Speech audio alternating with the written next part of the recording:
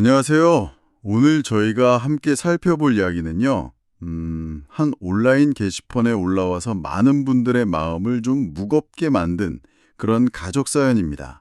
네, 이게 참 읽으면서도 여러 가지 생각이 들게 하는 내용이더라고요. 맞아요. 치매 진단을 받으신 아버님이 계신데, 아버님을 돌보던 간병인 분하고 갑자기 혼인신고를 하시고, 또 재산까지 이전하면서 좀 복잡한 갈등이 생긴 상황이에요. 네, 글을 쓰신 분이 이제 둘째 아드님이신데, 뭐랄까, 어디서부터 꼬인 건지, 앞으로 어떻게 해야 할지 굉장히 막막해 하시는 그런 심정이 느껴졌습니다. 네, 정말 그럴 것 같아요.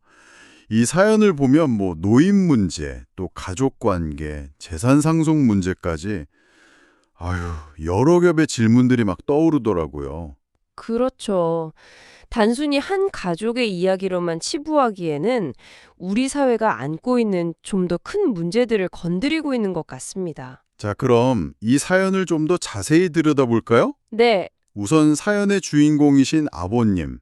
연세가 83이시고 한 2년 전쯤에 치매 초기 진단을 받으셨대요. 2년 전이군요. 네.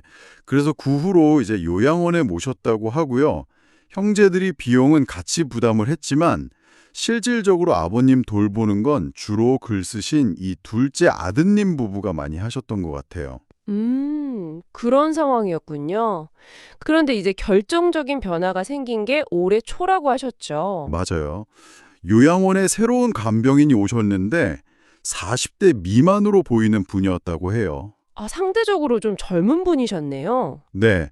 처음에는 다들 뭐 잘 돌봐주시겠지 하고 안심을 했는데 얼마 안 가서 글쓴이 분이 좀 충격적인 걸 보신 거죠. 어떤 장면이었나요? 아버지가 그 간병인을 여보라고 부르시더라는 거예요.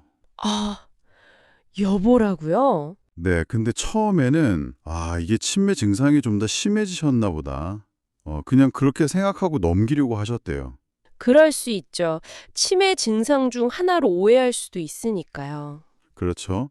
그런데 정말 결정적인 사건은 큰형님이 우연히 구청에 들렀다가 아버지 혼인관계 증명서를 떼어보셨는데 네. 거기 배우자란에 바로 그 간병인 이름이 적혀 있었던 겁니다. 세상에 혼인신고가 되어 있었다는 거네요. 네. 그것도 모자라서 확인을 해보니까 시골에 있는 집이 있잖아요. 네네. 그 집은 이미 그 간병인 명의로 소유권 이전까지 다 마친 상태였다는 거예요. 집까지요. 재산 규모가 어느 정도라고 했죠? 글을 보면 뭐 아파트도 있고 선산도 있고 해서 다 합치면 거의 10억 가까이 된다고 하니까 와, 10억 원이면 정말 큰 금액인데 가족들 입장에서는 정말 충격이 컸겠네요. 그럼요. 뭐 충격과 분노, 배신감 이런 감정들이 막 뒤섞였겠죠. 당연히 가족들은 이 간병인이 뭔가 의도를 가지고 접근했다. 아버지를 속여서 재산을 노린 거다. 이렇게 생각하고 있고요. 그렇죠. 그래서 뭐 당장 혼인 무효 소송을 해야 한다. 아니면 사기죄로 고소를 해야 한다. 이런 강경한 이야기들이 오고 가는 모양입니다.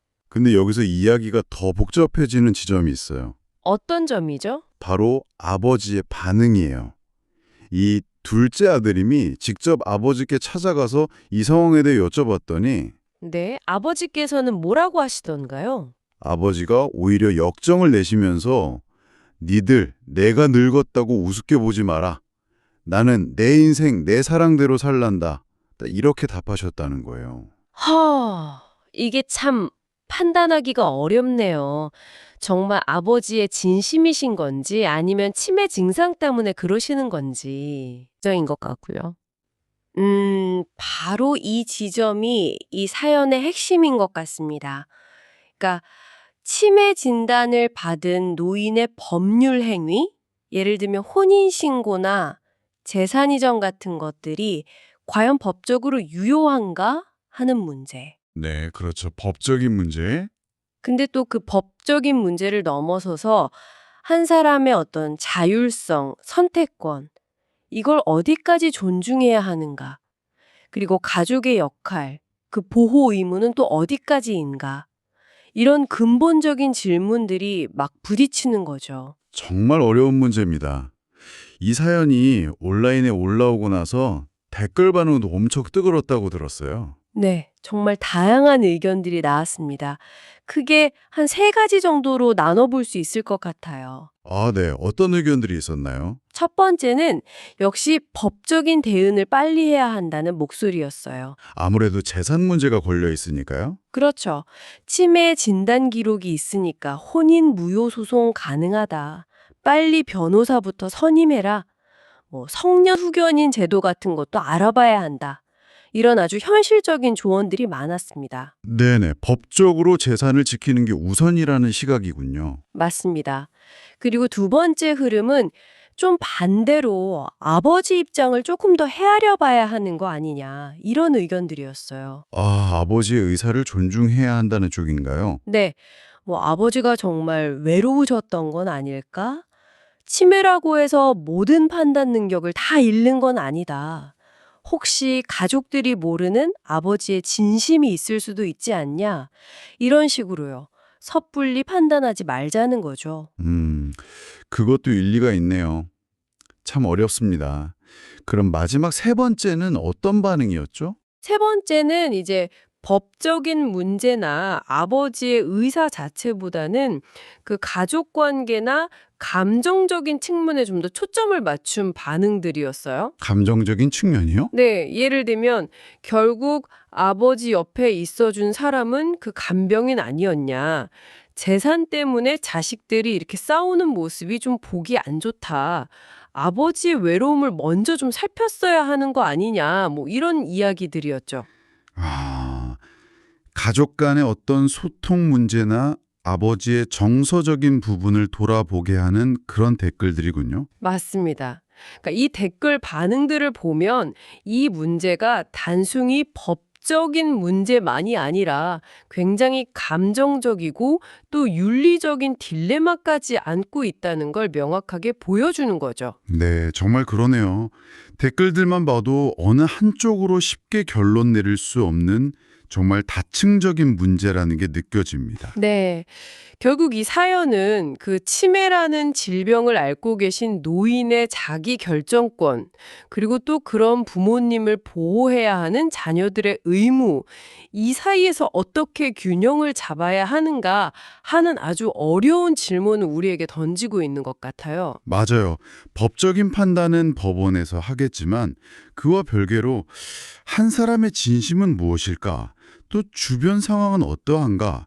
이런 것들을 헤아리는 게 참 복잡하고 힘든 일이라는 생각이 듭니다. 그렇죠. 네. 오늘 이 이야기를 들으시면서 청취자 여러분은 어떤 생각이 드셨나요? 아마 각자의 경험이나 가치관에 따라서 정말 다른 생각들을 하셨을 것 같은데요. 이 사연이 우리에게 던지는 근본적인 질문이 있잖아요.